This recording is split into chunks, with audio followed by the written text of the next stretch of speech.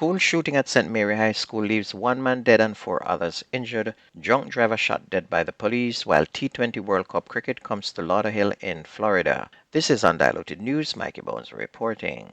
And it was maybe sheer luck or divine intervention that there was no significant disaster on Marcus Garvey Drive in Kingston on Wednesday when a laden container snapped off a trailer truck on the typical congested six-lane route. The container came to a rest on the road without causing any injuries or damage to anyone or any other vehicle. A similar occurrence occurred on the Salt Pond Main Road near Spanish Town in St. Catherine last August, killing a motorist when the car in which the individuals were riding was crushed by the trailer over which the driver had lost control. 3 months after escaping from the lockup at the Aracabesa police station, a 26-year-old fugitive was found sleeping under a house in Belfield in St. Mary and recaptured. He is Philip Williams, also known as Bo, who is from Belfield St. Mary address. Williams was facing charges of shooting with intent when he escaped on December 21st of 2023 with 6 other prisoners. The escapees utilized a hacksaw blade to create an opening in the metal ventilation system of the lockup and fled around 6 a.m. last December, and he's the 5th one to be recaptured since then. Lawmen from the St. Mary Police Division recaptured him on Tuesday during a targeted operation on the Guava Ridge area of Belfield between 10 a.m. and 4 p.m., and the police said Williams was discovered sleeping underneath a house and was promptly recaptured. Meanwhile, on Wednesday, the St. James Parish Court granted bail in absentia to a 30-year-old boat captain who is accused of posting intimate recordings of his ex-girlfriend on social media following their separation, and he was identified as Doreen Bryan of Palmyra Palm in Providence Heights.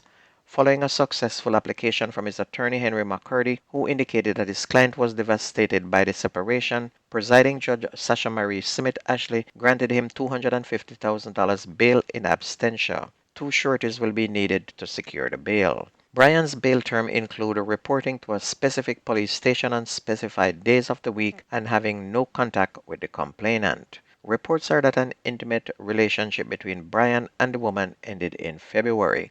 However, since then, he has been allegedly stalking and threatening her. And according to reports between March 4th and March 6th of this year, he reportedly posted intimate videos of them to a social media platform. The woman reported the matter to the police and Bryan was taken into custody and he was subsequently charged. Meanwhile, 5 persons were shot, one fatally, during a confrontation at St. Mary High School in Highgate on Wednesday, where people had gathered for a party following sports day activities. The deceased has been identified as Fabian Needham, also known as Killy Killy, a Highgate pump attendant. A student was also among those who were injured. And according to reports, Needham got into a fight with a group of men on school grounds at 8:20 p.m. and was allegedly pursued and shot after throwing a bottle at one of the men. He died on the school compound. And following the incident, it was determined that 4 other persons were injured. 3 people, including a student, were treated at hospital and then discharged. Deputy Superintendent Kevin Francis, acting head of the St. Mary Police, said that the police are now pursuing leads into that shooting. The Independent Commission of Investigation is probing an incident in which a suspected drunk driver was fatally shot after he reportedly attempted to use his vehicle to run over members of a police team in Manchester around 8 p.m. The deceased has been identified as 24-year-old Kimar Clark, a mason of Lancaster District, and the incident occurred near the Winston Jones High School in South Manchester on Wednesday night. And reports indicate that Mr. Clark, who appeared drunk, got into an altercation with several persons following an event at the school.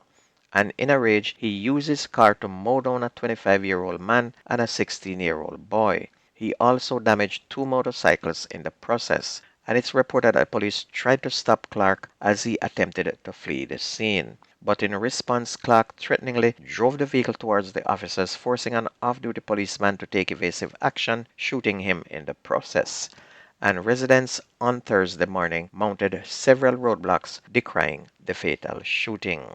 The bodies of 2 men were found at Banks in Clarendon on Wednesday afternoon. The deceased are 28-year-old Tevin O'Feil, a laborer of Gimmemebit, and 24-year-old Brandon Thompson of Racecourse, both in the parish. It's reported that about 3:45 p.m., residents alerted the police about explosions in the Common Top area of Banks District. The bodies of the men were discovered with bullet wounds meters apart in bushes. Ganja weighing about 2 pounds was found in 2 knapsacks at the scene. The Clarendon police are now theorizing that Wednesday's murder of the 2 men may have been drug-related. A 51-year-old vendor was stabbed to death yesterday morning during an alleged robbery at the Negril Transport Center in Westmoreland where she worked. She has been identified as Sandra Hazley of Townhead, Burn Savannah in the parish. According to police report, Miss Hazley proceeded to the back of the transport center when she arrived just after 6 a.m. She was next seen fleeing the scene holding her neck. Hazley's strap bag, which she had slung around her neck, was also missing. The police were summoned, and on their arrival, the now deceased was seen on her knees clutching her neck. The police said she had what appeared to be a wound to the left side of her neck. The lawmen later rushed her to hospital where she was pronounced dead. And you can see that she didn't even start selling yet, so how much could these losers get from her handbag? Maybe not even enough to buy a piece of Kentucky chicken.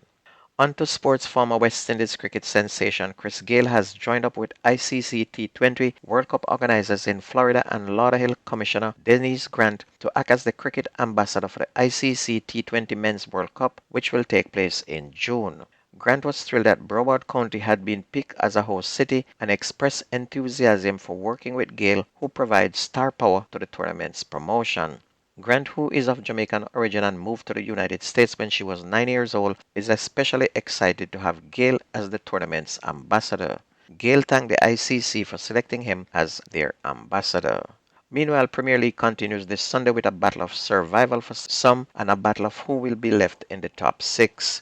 And there is Waterhouse with 37 points in 6th place, along with Mobay United also on 37 in 7th place, but only a win away is Dunbeholden, who is on 34 trying to play catch up. And with only 2 more games to go, only one of these 3 teams will make it to the playoff. So on Sunday, we're going to have Dunbeholden playing Cavaliers, Harborview will face Montego Bay United, Humber Lions will face Mount Pleasant, Lime Hall clash with Tivoli, Mullines United will face Waterhouse, and Honored Gardens will play Portmore. And don't forget that we carry the best news and sports on this radio station. If you ever miss the news, please go to YouTube, type in Jamerican Undiluted News, listen, like, share, and subscribe to keep going. My name is Mikey Bones. Have a wonderful Good Friday, everybody. I gone.